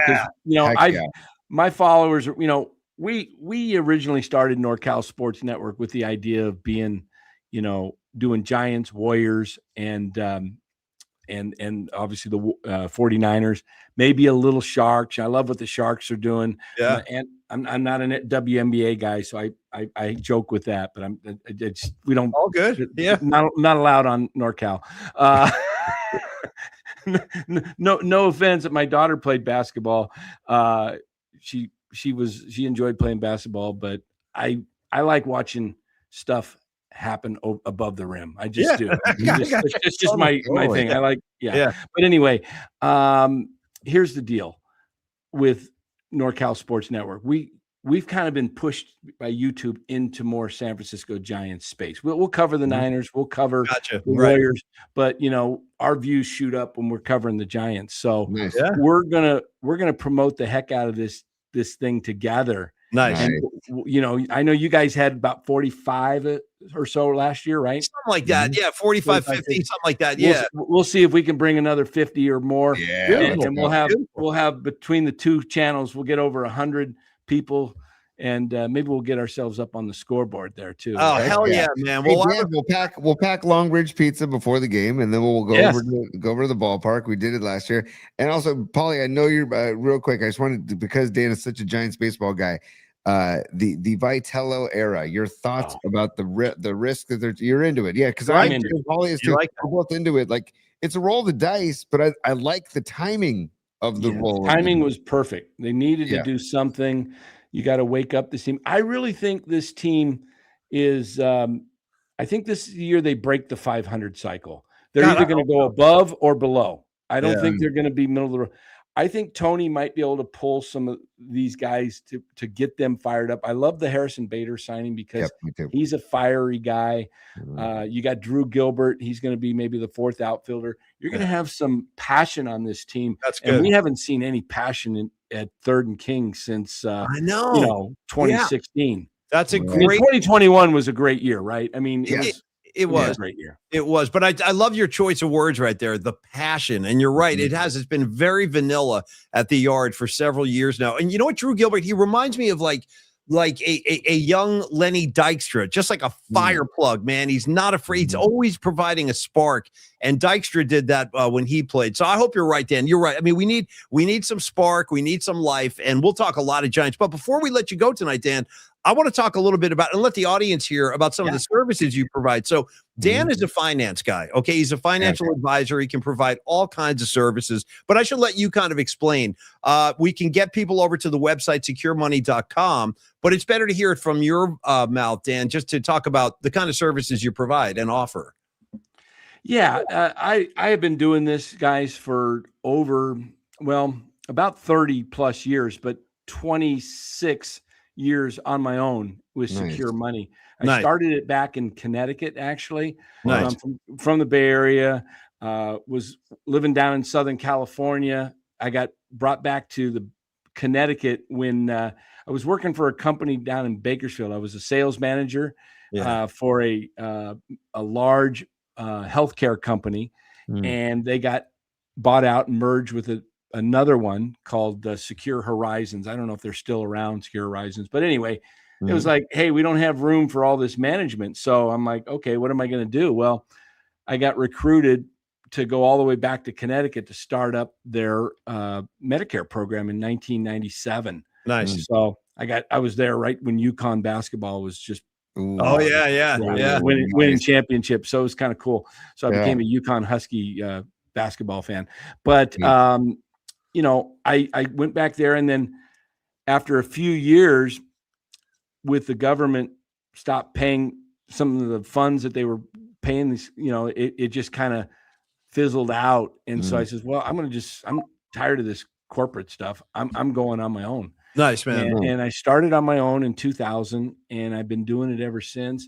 I serve people. I love people. So I love working with people. I love helping them out. I love helping situations where I could take a certain situation and turn it around for them. And, I've been able to really enjoy that. One of the things I love to do is help pass money down to the next generation tax-free to avoid taxes. So we do a lot of that type of planning. But, I do a lot of my business, like Los and I do some work together here in Arizona. And, we've referred each other business. And I kind of work a lot like Los. I'm very client-focused. That's my deal. I'm not here to try to just get a sale. Sometimes I don't even make the sale. That's not right. But sometimes I meet somebody that's really cool. Right. And we get to know each other. And you know what? That's the way you do things in life, because then they remember that, and then they'll pass down, hey, I worked with this Dan guy. He didn't pressure me or anything, but here's his number. And I've got business out of it that way. Yeah, man. See, and that's great. See, because I was just talking about this, Dan, I think yesterday on the show, I was saying that when I bought my house about 12 years ago, it's the only house I've ever bought. So it's the only time I've been through that process. And now that I look back on that, I realized that the real estate agent that I had was super pushy, and she made me like uncomfortable throughout the whole process. And I was like, well, maybe this is just how it is, maybe this is just what it's like when you buy a house.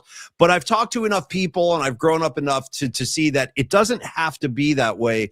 And it sounds like you provide a very kind of not an aggressive approach, but you certainly wouldn't let anybody do anything to harm themselves. You're not going to be pushy, in other words. No, and that's the thing, and I'm bound by a lot of regulations. Just have to do what's due diligence. You have to be, as a fiduciary, you got to do what's best for your client, right? Yeah. And hey, look, I'm going to be 65 this year. I don't need to be trying to push people into something. I'm pretty well taken care of, but I just love doing it. I'll work until I'm 70 or later if I have to, because I enjoy it. It's not hard work, right? Because it's not physical, it's all mental, and that keeps me sharper too. So now, can you do stuff, Dan, like say, because I know a lot of the people in our audience, they have Tony, for example. Tony's got young kids, and he's going to have to navigate his way through like college tuitions and stuff. Can you advise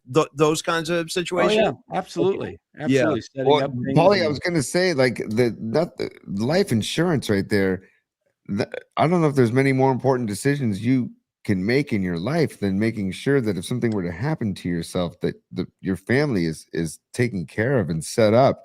Yeah. And so I tip of the cap, Dan, because obviously you build trust with people. Yeah, and it is that's important. what we talk about with Carlos De La Fuente too. Yeah. Like, yeah. And I'll tell you a true sad story that was a very personal story here. Okay. Back in 2005 or 6, I can't remember which year it was. I think it was 6. My brother-in-law lived in Southern California, and I was, he needed life insurance. He had a wife and a young baby girl. And I got him just a small $200,000 life insurance policy. It was like 20-year policy. It was like $35 a month, right? And this was at the end of that particular 2005 year. Yeah, it was 2005. And he says, got the policy. He came over here to Arizona, and it was like, okay, here's the policy, because it was the holidays or something. So I gave him the policy, and they kind of said, his wife was like, nah, I don't think so. We just can't afford it. Right. Well, it was 5-6 months later, he suddenly passed away. Oh, no. 39 years old. Oh, yikes. 39 years old. Yeah. Man. So, I mean, that would have been $200,000 tax free. Yeah. So you just got to have life insurance. You really do. Life insurance is, I used to carry a ton of life insurance when my kids were younger. And because I was, life insurance is not for you, obviously, it's for the ones you love. That's right. That's right. So you're protecting those people who you love. And it's a very honorable thing to do, I think. No question. And Dan, in fact, behind the scenes, you and I are going to have a conversation about that, because I need to talk to you about a policy for myself, and we will have that conversation. But for now, let me just say, welcome. I'm so glad to get you on the show, Dan. I mean, this is just the beginning, but we're very happy to have you as a partner. And I already know, in fact, the audience is already throwing out some messages. Tony, we got some supers we got to give Dan before we say goodbye. And another message from, this must be one of your followers. This is from Red Jet Shell. Oh, yeah. I love Red Jet. She was, we did a couple shows together, 49er shows. She's fantastic. Well, Red Jet, here's Red Jet's review of Dan. She says, Dan is a real one from the shell. So there you go, man. Right, you're a real one, Dan. I love that. And Tony, what do you have? Well, first of all, I think it's proper because we're talking Dan's business and we're about to enter business time for some supers. So stand by, Dan, if you could. Oh, yeah. It's business time. And I'm going to give him the extended version. Let's go. It's business time. I know what you're trying to say. You're trying to say it's time for business. It's business time. Ooh. Okay, Dan. So there we always play that. We want to give our supers to the show, and you're bringing some supers to the show. And of course, it begins with our man Carlos De La Fuente, and he says, "Welcome to the Familia. and this amazing community, Dan. Hashtag Farhan still sucks. He does. I agree. Hashtag buy low, sell high. Hashtag money matters. Hashtag it's not always 110 in Arizona. Right on. Low speed. Thank you, brother. Thank you, man. Great. Yeah. Our very own Dom Peralta, who's doing that great logo with you, Dan. Dan, so great to have you join the PMP Familia. The NCSN and PMP partnership is going to rule. Welcome, Dan. That's from Dom. And Love it. Love it. NorCal Sports Network, of course. Mark Gravy Graves is a super, and he says, by the way, I think Mark is in Arizona, by the way. Yeah, He said, Mark drove me to my surgery 2 weeks ago for my hip. Oh, Nice. Mark Gravy. Oh, we love Gravy. Oh, he's one of our favorites. Yeah. Gravy comes over. We watch ball games together, Niner games. We watched 3 or 4 this year. That makes me happy. You're in good hands with Gravy. That's for sure. Actually, we had Los D and Gravy and myself. We watched that game against the Bears that night together in my family room. It was nice. Awesome. Well, you know what's funny, Dan, is Carlos and I have been talking about checking out a Rush concert next year in Arizona. So if I fly out for that, we'll definitely hang. We'll have dinner, we'll have beers, we'll do the whole thing. But for now, Tony, I'm sorry. Are there any more? I didn't mean to step on you. I wanted Dom Gravy just says Giants game meetup. I'll go with you, Dan. So there's Gravy. All right. Yeah. Here we go. And you then can drive, Patty Mark. No, we'll fly. Yeah, right. And Patty from Napa says, "Welcome, Dan, and a few of your friends are here too." So that's from Patty from Napa. All So right. Dan, Thank you, Patty. Yeah, welcome, Dan. Seriously, it's Welcome, great to have Dan. you. No Glad to question. It's great to have you. Great to let the audience take a look at you tonight and hear about your services. And we'll start your formal spots on Friday. We'll start the ad campaign on Friday. And until we meet again, brother, I just wanted to say we're so happy to have you. Again, Dan is going to offer a very valuable set of services to our audience. And if you heard anything you like tonight and you feel like, you know what? I might just jump the gun right now and reach out and talk to Dan. You definitely should do that. Don't hesitate. You can call toll free 1-888-960-SAFE. 1-888-960-7233 just to kind of get the party started, get the conversation started. If there is something that like triggered a thought in your head tonight, don't wait around. Just talk to D. You can reach out and call him tomorrow if you want to. And again, we'll reinforce the message and all the contact info. Tony, go ahead. Final thoughts, bro. My final thought is, Dan, we're less than a month away from spring training first pitch. So February 21st is the first Giant spring training game. Yeah. I'm a baseball junkie. It's my favorite sport. Of course, I love Niners, love Warriors, but I want to look forward to talking baseball with you. Oh, baseball, we can hang a lot, Tony. I love baseball. It's of the big three. I mean, it is my passion. It's probably the one I enjoyed playing the most growing up. And I had some great coaches. One of them's in the Little League World Series or Little League Hall of Fame. He was just fantastic. He coached Tom Candiotti.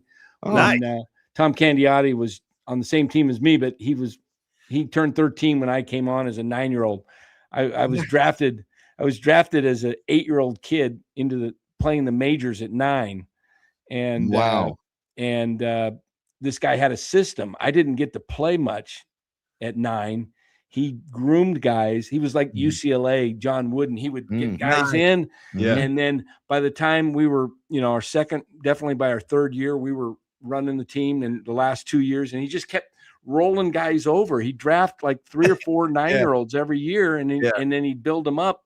And so we were always winning the league. It was just fun. Hey, last thing, you know what? I got to tell you this, Dan, since you love baseball so much. Now, I got to tell you, Creative Tony, my partner, he's a very modest guy, and I love that about him. Like, he's a really humble dude. But just so you know, Tony was a freaking badass baseball player. So Tony actually pitched Division I ball. Like, he was a pitcher he played at St. Mary's. He played at USF. And then you asked him about it. He's like, no. It was St. Mary's, huh? What year in St. Mary's? Yeah. So I was at St. Mary's 90, and you mentioned 91 to 93, Dan, and you mentioned Candiotti. Candiotti would come and work out with us in the month of January. Those 2 years he came out. And so I remember playing catch with Candiotti, and I'm like, come on, you got to throw me that knuckle. That knuckle, that's one of the filthiest pitches I've ever seen in my life, because you need a big glove like that, man. Nice. Damn, look at that thing. Nice. Yeah. And you're definitely like, yes. Yeah, right. And you're definitely using 2 hands to catch that thing. Oh, man. Knuckleballs, it's like a wiffle ball, right? But it's hard. Yeah. Exactly. You don't mind trying to get in front of a wiffle ball going, but baseball, an actual baseball. Yeah. No, Yeah. Couldn't have been nicer though, by the way. And he was sponsored by Reebok at the time. He would always bring us all Yeah. this Reebok gear too. The Yeah. coolest cat, man. So I love that you Andioti's a mentioned great Andiotti. guy. Great Yeah. guy. But it's He's a fun. great I will tell you this, Dan, and you're going to find this too. It's great talking baseball with Tony because he sees stuff that I don't, and he can pick up on nuances that I would never have noticed. So we're going to have a lot of great baseball talks, and we'll be happy to come on your show anytime. We'll have Yeah, you back I on want the- you guys. We'll have you on next week. Next Sweet. week we'll do it. You got it. Tuesday or Thursday night. We'll do it. You got it, brother. Yeah. It's like Isaiah Kiner Falefa might have wanted to take a little bit bigger of a lead, huh, Tony, in that World Yes. Series? Don't get me started. Don't get me started, Dan. That guy's safe. If he the rule of thumb is you go as wide as the third baseman. Come on. Yes, exactly. Yeah. What are you thinking? Man, that's just, We're going to have a lot to talk about. Yeah. So, Dan, thank you again for joining us tonight, brother, and lots more ahead down the road. Awesome. So have Thank a great you. night, brother. We'll see you soon, Thank you. man. All right. Thanks, everybody. Man, take care, Appreciate it. brother. You got it, everybody. That's Dan Coccimigio. He is obviously a really cool guy, and a lot of you know him at NorCal Sports, and you watch his show, and we're really happy to have him on board as a partner. And by the way, Tony, speaking of partners, but let me get your just give me the Creative Tony review of Dan's first hit on the show. By the way, I'm a huge fan already. Anybody that has a backdrop of all the hats and he MLB, arranges them with the and he standings. arranges dude. them in Yeah, the standings I is like just that. tip of the cap, man. Yeah. And anybody that says baseball is his number one sport, I just immediately say, let's have a chat. Let's have a sit down. Because there's just, you love the soundbite nuances, Paulie. There's so many nuances to the game. of baseball. Nuances. Yeah. I really do mean, like, I'm looking forward to a lot of conversations with him, and I'm thrilled to have him on board. Because again, dude, just like Carlos De La Fuente, just like all of our partners, man, like We're lucky. We're lucky. I'll tell you what, I'm very grateful, but we're very fortunate that the sponsors we have on our side, like helping the show out, they're all good people. Like this is a collection of good people we have. And that goes for you guys in the audience too, man. This is like a collective thing we have happening here. And Dan is just another addition to the family. Well, I like what he said. He goes, I care about people. I could tell. I could tell it was sincere. Yeah. Yeah, like when you hear that, and he's obviously doing this, he chose this line of work because he cares about people and wants to help people with something as important as life insurance, man. It's great. Tony, hold on, stand by for one moment. Yeah. Do me a favor. I'm going to need you to access the slap because I'm going to I'm going to chuck one at you real quick. It's going to be a backhand. So tell me when it's coming. It's coming. Ready? Yep. One more. Here we go. Okay, I'm only doing that because I love the soundbite, but there is something I need to remind you of. So here's what we're gonna do. Final moments of the show. My dear friend Miriam, my seatmate at the Who at Shoreline, she's got a super with a reminder. Tony, I'm gonna ask you to take care of that right now. Now. Okay, stand by. I have it. I searched it in the beginning of the show, so I have to just grab it. And if you can just stand by for a second, I'm not going anywhere. I'm not going anywhere. Then we got to give our guy Neil some love. I know. We'll go to Particle Land. We'll do a Long Bridge spot, and then we'll break the huddle, and we'll see you tomorrow at high noon. But I want to go to Particle Land too, brother. Let's go. There we go. So here we go. Stand by. Yeah. No, because there's a lot of particle. I know. I saw that. Oh, bro.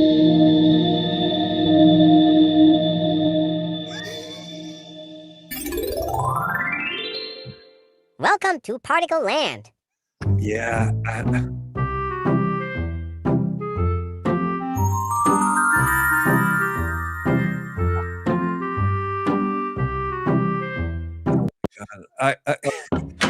One more time. Let me just see the door piece. Yeah. Okay. I was gonna say we'll reprise it. Let's do it now. Oh shoot! Sorry. It's okay. You're good, man. You're good.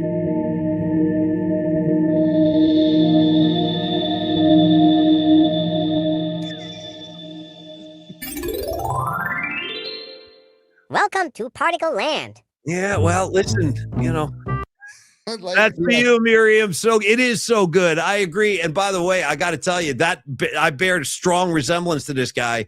When the Dead were playing in Golden Gate Park a couple of months ago, I had the same vibe happening, Tony. I was in Particle Land. Right. I think Straw the Fire might have been in Particle Land too. I'm just saying. I'm just speculating. I can't confirm that, but it may be. You know what I mean? Dude, you know what I love about this? I'm going to play it one more time. Is how the dude, he stops and looks and ponders. Yes. Like, should I go in or should I not? That's a bit. There's a little trepidation there. There's a little bit of fear, and there is. I'm like, I don't know if I should do this, but then he goes and he couldn't be happier. Couldn't be. Stand by. Yeah. We'll do this. We'll clear. By the way, sorry. Here we go. Ah, God bless America. Here we go.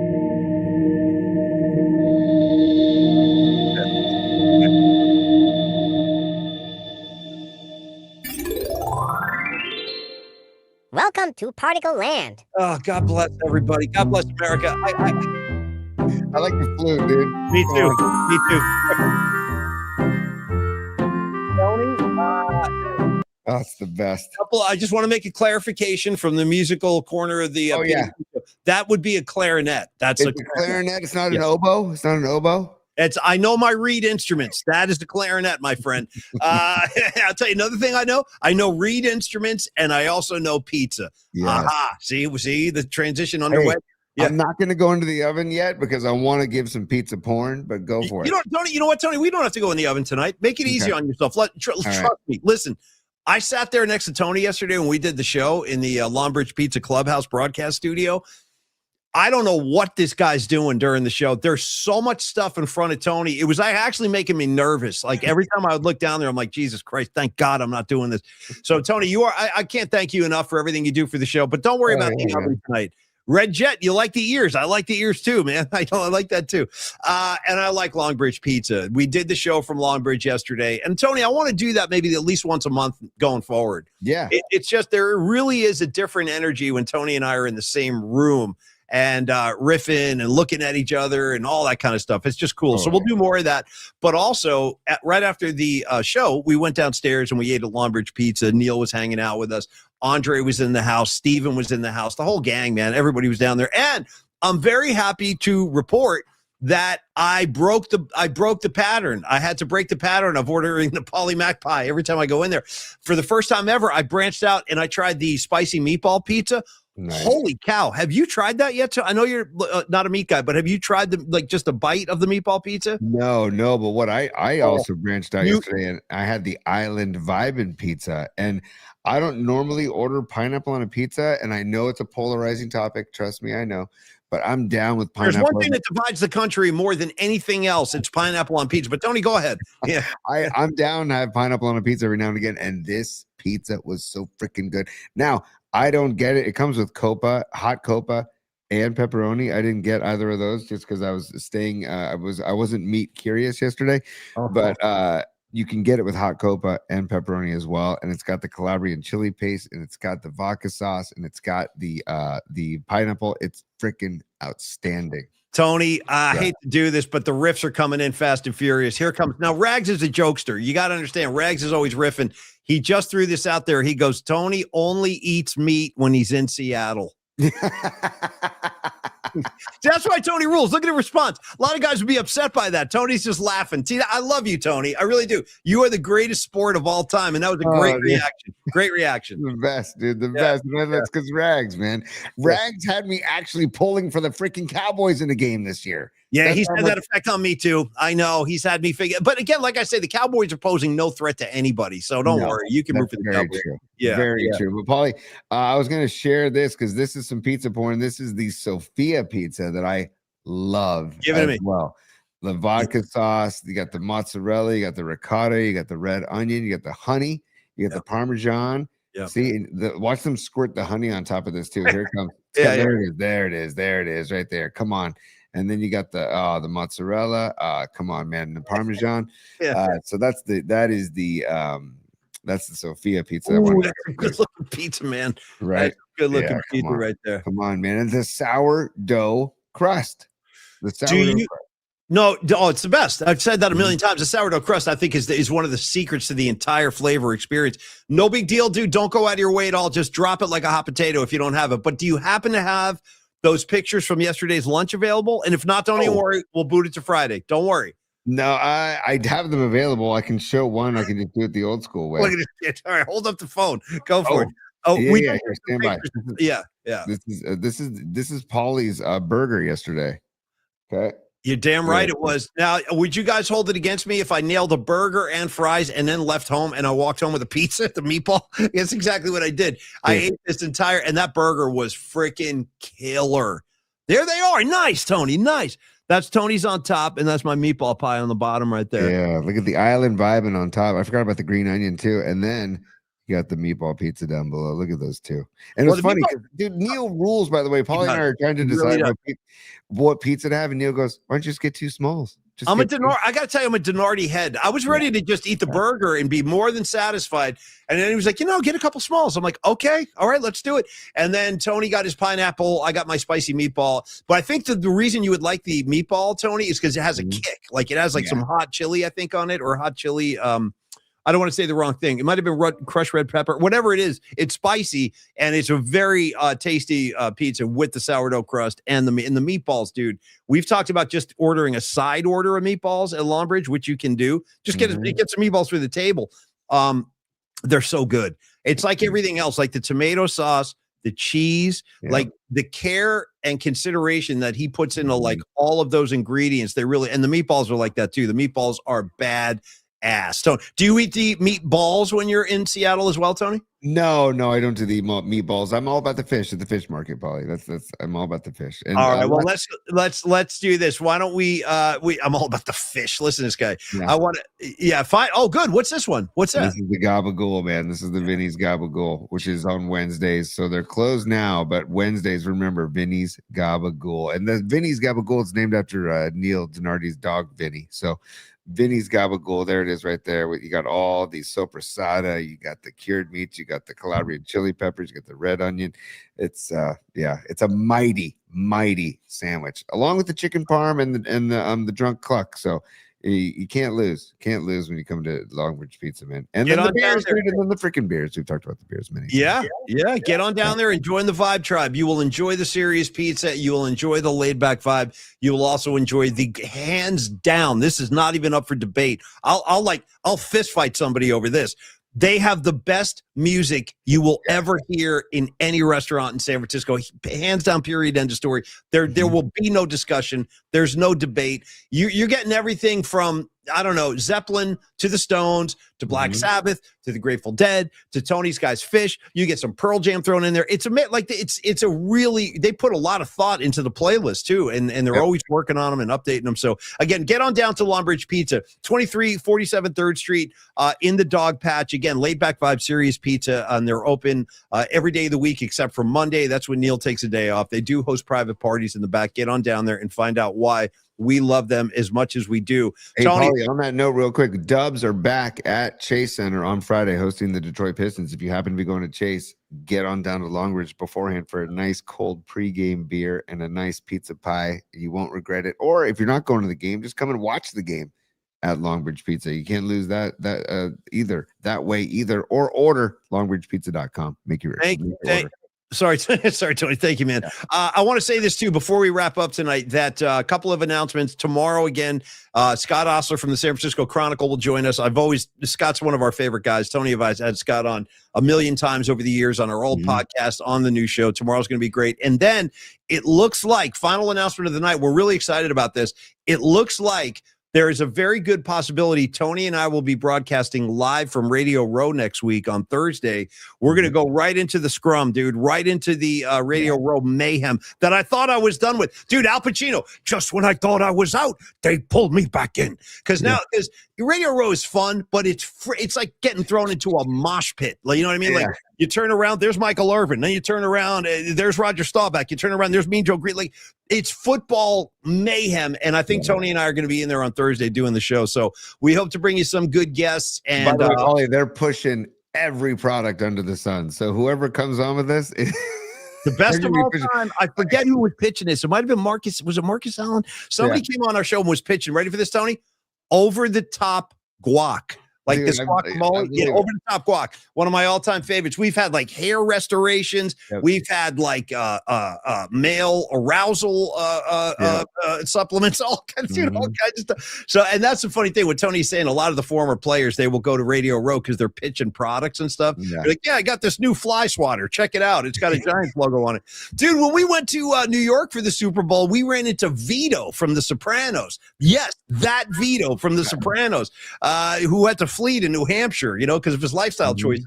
He was freaking hilarious, and he was selling what he called bottle skins. Guys, bottle skins. He was selling like these wrappers you could put around your bottle with like a Giants logo. He's a big Giants fan. Hilarious. So anyway, we'll see what we come up with, but that'll be next week. Tony and I are very much looking forward to that. And Tony, they probably keep dreaming about them Johnny cakes. 100%. I've been dreaming about those Johnny cakes. God bless Vito. He got a raw deal. You know what I mean? Let the man enjoy other men without without repercussion. Dude, that's what I say. Live and let live. You know what I mean? Hey, do whatever goes on in your bedroom. Respect. I'm staying out. Let's go, dude. 100%, dude. 100%. Let Vito be Vito. You know what I mean? Boom. Vito wants to throw on the leather cap with the leash and the whip and all that. You let him go. You let Vito do his thing. All right, Tony. I want to thank everybody for lining in tonight and having a good time with us. That goes for you, Noemi. Of course, I know that was filmed in Boot and Rags. Of course, I love you, Rags. I love you, Gravy. I love to know that Gravy and Dan are boys. That's super cool. Speaking of Gravy, here's another one. I need Pizza Flames getting higher and higher. Little Black Sabbath, get higher and higher. Oh no! All right, Tony. Dude, for Gravy, just because he did it. Sorry, Paulie. Sorry, just for Gravy. For Gravy. Here we go. Oh no, please God help me. I miss him.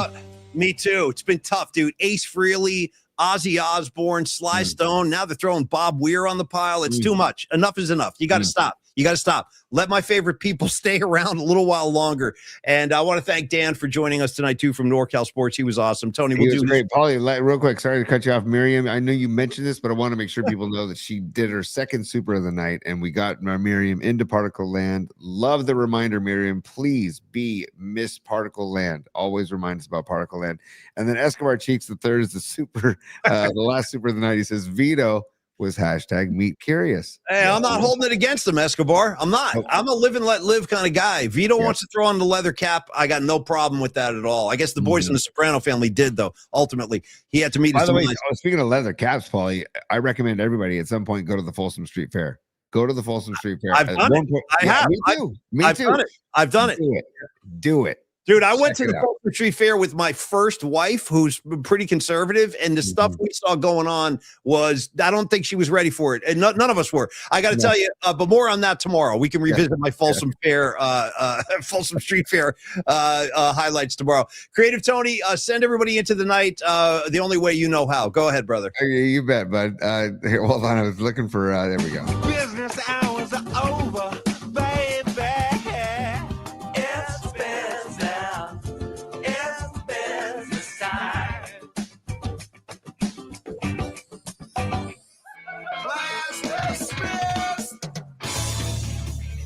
All right, Creative Tony, thank you so much, my brother. And thank you, Dom. Thank you, Andrew Markoulis. Thank you, Dub City, Noemi, Miguel, Dom, S. Wong. Good to see you, S. Wong. Patty from Napa, the queen of the scene. Miss PMP, thank you. Great talking to you today, too, Patty. Miriam, let's see. Hey, Juan Santa Maria, how you been, man? Good to see you out there. Nikki D. Francesco. Everybody have a wonderful night. Sourdough Cell, good to see you as well. And we will do an all Sourdough Cell's birthday tomorrow, probably. Sorry, I saw in the chat earlier Sourdough Cell's birthday tomorrow. So happy early birthday to Sourdough Cell. Maybe we'll do a birthday portion of the show tomorrow. We should celebrate Sourdough Cell's birthday. And what was it? Red Jet Shell was correct. Red Jet Shell. Welcome to the show. Correct. It's a she. So welcome to the broads of PMP. Red Jet Shell. And thank you all for checking out the show, P. Everybody have a great night. Get a couple of winks, and we'll do it again tomorrow at high noon. Cheers, y'all. Peace.